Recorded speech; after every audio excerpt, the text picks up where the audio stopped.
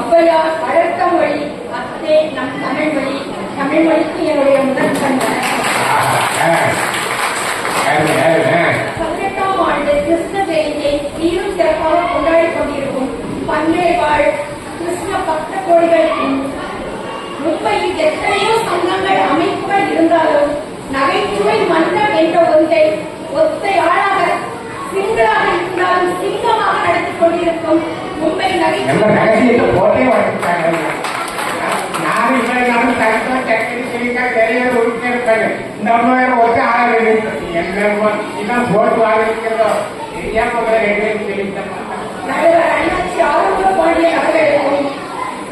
சுகமே என்று பேச வந்திருக்கும் எண்ணெயில் இருக்கும், சுமையே என்று பேசிவிட்டு சோர்ந்து போயிருக்கும் இருக்கும் கிறிஸ்துவின் வாழ்த்துக்களையும் வணக்கத்தையும் தெரிவித்துக் கொள்கிறேன். நம்ம லட்சுமணாச்சு வந்தாங்க. ஒரு குழம்பு எல்லாரும் கேட்டீங்க எப்படிப்பட்ட குழம்பு? அவர் வீட்டுல பிறம்ப முடியல.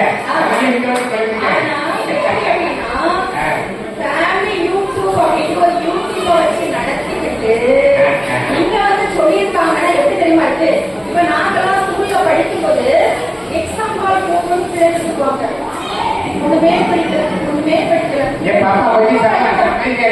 எனக்கு ரொம்ப பயமா இருக்குவாங்க.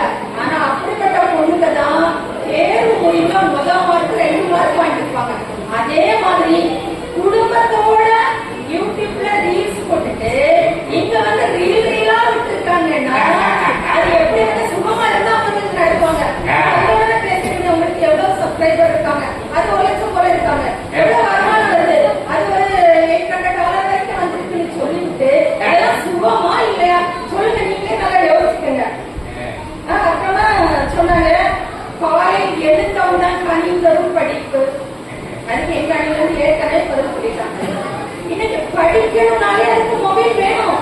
ஏன்னா ஆசிரியருக்கு தெரியாது, மாதா பிதா குரு கூகுள் தெரியுமாம் அப்படின்னு தெரியாததெல்லாம் சொல்லி கொடுக்கிறதா நம்ம கையில இருக்கிற இந்த கைபேசி தான் இருக்கு. அதனால காலையில எடுத்த உடனே அவங்க சுகமா இருக்கிறதால தான் வச்சிருக்காங்க. அப்புறமா விஜயலட்சுமி மொபைல் வந்த பிறகு ஓனர் வச்சுட்டாங்க தெரியுமா? ஓனர் அப்ப அடுத்த முறையில நாங்கெல்லாம் படிக்கிற போது போனார் தான் தேடுவோம். எங்க ஏதாவது அரசியல் போனார் தான் தேடுவோம். இப்போ ஒரு மொபைல் வந்தா போனார் இருக்காங்க. வந்தாங்க யூகே பேல வந்து யாரோ ஸ்கேனரை வச்சுட்டு போயிட்டாங்க. நான் என்ன சொல்றேன்னா இந்த கைபேசி பயன்படுத்தணும்னா முதல்ல கொஞ்சம் பயிற்சியும் முயற்சியும் வேணும். அப்படி இருந்தா இந்த மாதிரி பிரச்சனை வராது, மகிழ்ச்சி தான் வரும். பயிற்சி எடுக்கணும், எப்படி யூஸ் பண்ணணும் உங்களுக்கு படிச்சீங்களா? என்ன பாருங்க. அப்புறமா சொன்னாங்க இதெல்லாம் பேசி பிள்ளைங்க வந்து கல்யாணத்துக்கு முன்னாடி விழுந்துடுறாங்க. நீங்க முன்னாடி எல்லாம் கல்யாணம் பண்ணி கொடுப்பாங்க, பையன் எப்படின்னு தெரியாது, குடும்பம் எப்படின்னு தெரியாது, நல்ல விதியே கல்யாணம் பண்ணிக்கோமே. ஏன்னா அவங்க படிச்சிருக்க மாட்டாங்க, புருஷனை நம்பிதான் வாழ்க்கையை போயிருப்பாங்க. என்ன செய்யணும் தெரியாம நல்ல விதியே வாழ்வாங்க. நாங்க இப்போ கல்லும் புல்லும் கணவனாலும் புருஷனாவும் இருக்கக்கூடாது. அவன் எங்களுக்கு ஈக்குவலான இல்லற துணைகளா இருக்கணும்னு நினைக்கிறோம். நாங்க போன் பண்ணி பேசி பார்ப்போம், எங்களுக்கு பிடிச்சிருந்தா ஓகே வரணும் காப்போம் இதெல்லாம் சொல்லுவாங்க. ஆமா டைவர்ஸ் பண்ண வேண்டாம், முன்னாடி நாங்க சொல்லுவோம் வேண்டாம். ஏன்னா அவங்க கொஞ்சம் பேசி பார்க்காதவங்க. நம்ம விஜயலட்சுமி மாதிரி அவங்க பேசாதமா அப்படின்னு சொல்றவங்க தான் டைவர்ஸ் பண்றது. பேசி பார்த்தோம்னா எனக்கு கூட சமீபத்துல 1 வருஷத்துக்கு முன்னால எனக்கு தெரிஞ்ச ஒரு பையனுக்கு நம்ம ஊர்ல இருந்து கொண்டு பார்த்திருந்தாங்க. அந்த பையனும் பொண்ணும் 3 மாசமா பொண்ணு நல்லா பேசுறாங்க. 3 மாசம் முடிஞ்சோன்னு அந்த பொண்ணு சொல்லிச்சு இவனுக்கு சரிப்பட்டு வராங்க, எனக்கு வேண்டான்னு சொல்லிச்சுன்னா அவங்களோட சுதந்திரத்தையும் முடிவெடுத்த திறமையை நம்ம பாராட்டணுமே தவிர அது சுமந்தான் சுமை ஒருபோதே கிடையாது. அப்புறமா சொன்னாங்க ஆல்மாஸ் கொரோனா பேட்ச் அது படிச்சு பிரயோஜனமே கிடையாது, அவங்களுக்கெல்லாம் வேலையே இல்லை. இது மிகப்பெரிய உண்மை இல்லைங்க, போய். ஏன்னா என் பையன் என் பொண்ணு 2 பேருமே கொரோனா பேட்ச்ல தான் என் பையன் முடிச்சான், என் பொண்ணு கொரோனா பேட்ச்ல தான் ஆரம்பிக்கவே செய்தான். 2 பேருமே இன்னைக்கு நல்ல கம்பெனியில வேலை பார்த்துட்டு இருக்காங்க. கொரோனா டைம்ல விளையாடி இருந்தவங்க வேணா வேலை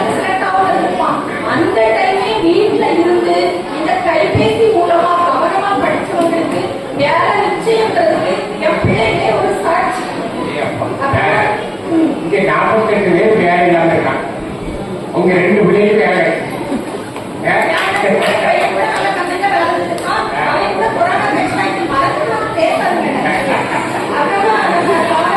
ஒரு பெண் வந்து 50 பொண்ணு அப்படியே இறந்த கதையை சொல்றாங்க. அது இன்னைக்கு இல்ல, முன்னாடியே நடந்துட்டு தான் இருக்கு. எப்படின்னா முன்னாடியே நம்ம வந்து சும்மா அந்த போகிறதுமா முன்னாடியே ரொம்ப இருக்கோமா கையில விளக்குறான்னு சொல்லி நம்ம கையில கொடுத்து விளக்கு தந்து கட்சிக்கு வச்சு பண்ணுவோம். கொஞ்ச தூரம் போய் பார்த்தா உள்ள இருக்காது. கண்பெல்லாம் காட்டி அன்னைக்கே நிறைய குடிச்சுக்காங்கன்னு உங்களுக்கு எல்லாம் தெரிஞ்சுக்கோ, நீங்களும் கேள்விப்பட்டிருப்பீங்க. இப்ப சொல்லுங்க, உண்மையிலே கைபேசி இருந்தா அவங்க உடனே நோட் பண்ணி யாரையாவது கூட்ட முடியும், போலீஸ் வழி தகவல் கொடுக்க முடியும். இதெல்லாம் தெரியாம என்னென்ன பேசுறீங்க அப்படின்னு சொன்னாங்க. டீச்சர் அப்புறமா சொன்னாங்க, இந்த செல்போனை பயன்படுத்துறதுனால எனக்கு குழந்தை ஏங்க செல்போன் வரதுக்கு முன்னால யாரும் குழந்தை ஏதாவது பிரச்சனை இல்லையா? நம்ம இதிகாசத்துக்கு போங்க, ராமாயணத்துல தசரதன் 3 பொண்ணாடி கட்டியிருந்தாரு. அவருக்கு பிள்ளை இல்ல, அவர் என்ன இந்த கைபேசியா பயன்படுத்திருக்காரு? என்னங்க பேசுறீங்க நீங்க? அப்ப சொன்னாங்க, உனக்கு தெரியும்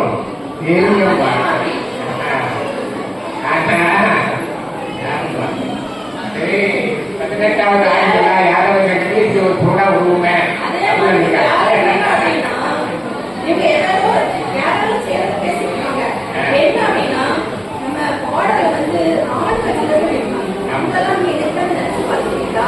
அவங்கெல்லாம் ஒரு ஆண்கள் இறந்து வராம வீட்டுல முன்னாடி சொல்லியிருக்காங்க, இது டெய்லி ஏடிஎம்ல போய் ₹100 எடுத்து எனக்கு மெசேஜ் வரும். இது உங்களுக்கு விளையாட்டு தெரியும், பிச்சைக்காரமா கஷ்டமா. ஆனா அந்த உயிரோட விலை இருக்குங்க. அவர் வந்து ₹100 எடுத்த உடனே அந்த சரியான சுத்தம் கிடைக்காத போன் பண்ணி பேசுனா ₹100 எடுத்த உடனே இந்த அம்மாவுக்கு ஒரு மெசேஜ் வரும், அப்பா வீட்டுக்காரர் நல்லா இருக்காரு. அது அவங்களோட வாழ்க்கை பிரச்சனை. இப்படி எத்தனை சுகங்கள் இருக்கு. நீங்க என்னங்க பேசுறீங்க? ஒரு அன்னைக்கு வந்து ராமாயணத்தெல்லாம் சொல்லுவாங்க, அண்ணலும் நோக்கினான் அண்ணன் அவளும் நோக்கினாள். இன்னைக்கு கம்பர் எழுதியிருந்தா என்ன தெரியுமா எழுதியிருப்பாரு? அண்ணலும் நோக்கியா அவளும் நோக்கியா எழுதியிருப்பாரு. நோக்கியா போது யார் வச்சிருக்கா? அதே மாதிரி பட்டிமன்றத்துல சிகரம் தொட்டவர் தான் நம்ம சிரிச்சோம் ஐயா. அவர் ஒரு பட்டிமன்றத்துல சொன்னாரு, முன்னாடி நான்லாம் பேச போனோம்னா 2 சூட்கேஸ் எடுத்துக்கிறேன். ஒரு சூட்கேஸ் நிறைய கம்பராமாயணம், மகாபாரதம், 10 பாட்டு எல்லா இடத்துக்குமே எடுத்து போவேன். ஆனா அப்படின்னு சொல்லுவாரு. ஆனா இன்னைக்கு நடக்குவாங்க. இன்னைக்கு எல்லா இலக்கியத்தையும் நாங்க லைப்ரரிக்கு போக வேண்டாம், கேட்க வேண்டாம். எல்லா இலக்கியங்களும் இந்த கைபேசி எழுதப்பட்டிருக்கிற அத்தனை டவுன்லோட் செய்யப்பட்டிருக்கிற ஒரு தேவையான நேரம் படிக்கப்படலாம் என்றால் இது சுதந்திர நடவடிக்கைகளே.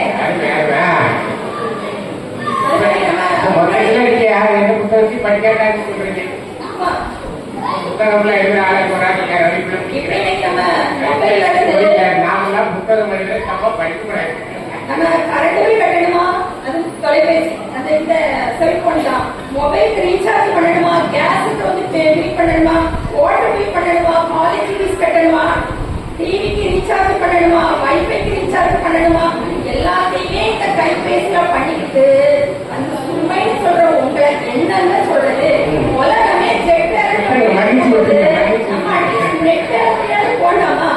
ஒரு பூங்கா எடுத்து வச்சுக்கோம். அந்த பூங்கால வயசானவங்க ஒரு உரமா உட்காந்துருக்காங்க, குழந்தைங்க விளையாடிருப்பாங்க, நடத்துற ஆண்கள் பெண்கள் பேச்சு செய்வாங்க, நடைபயிற்சி செய்வாங்க.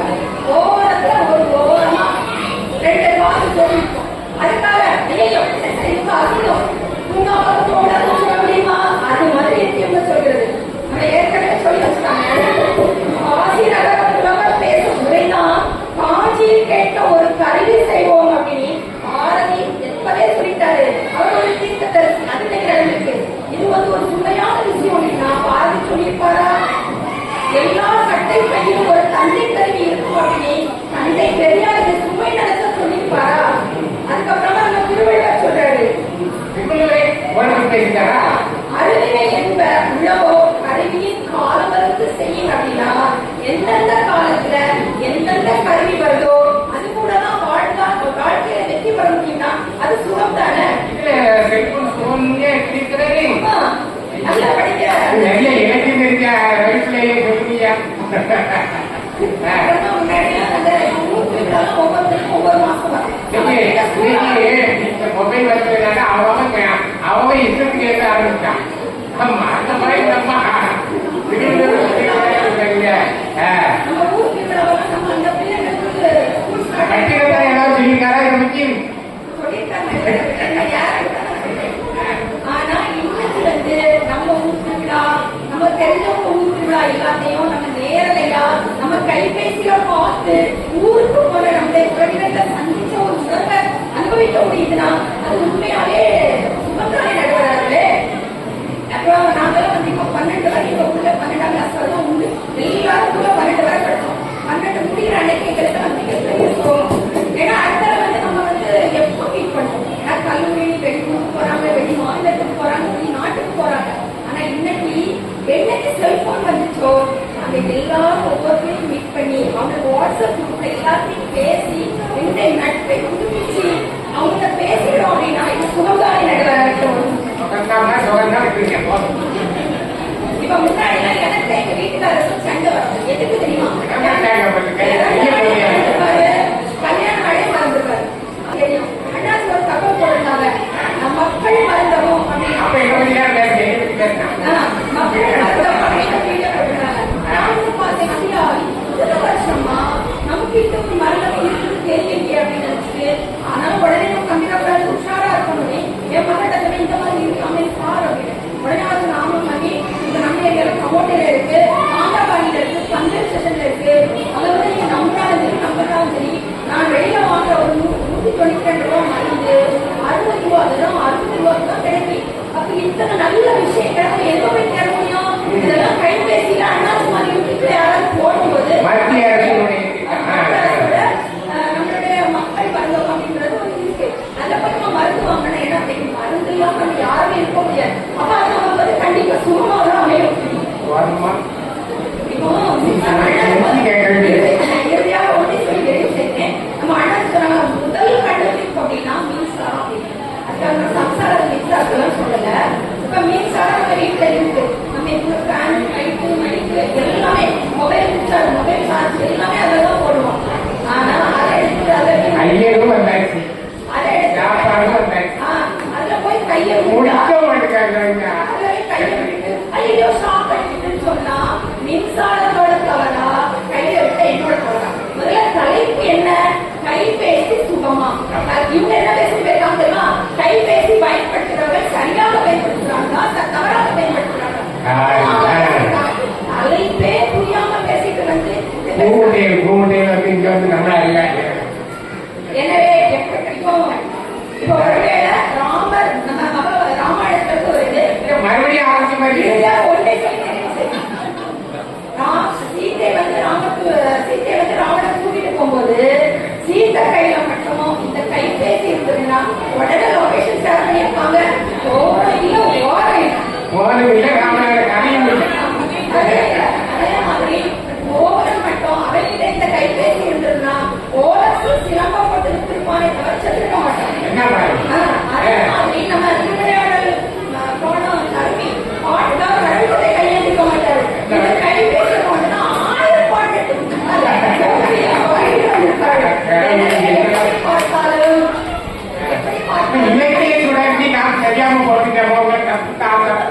கைபேசி சுகமே சுகமே என சொல்லி நல்ல வாய்ப்புக்கு நன்றி கூறி விடைபெறுகிறேன். நன்றி.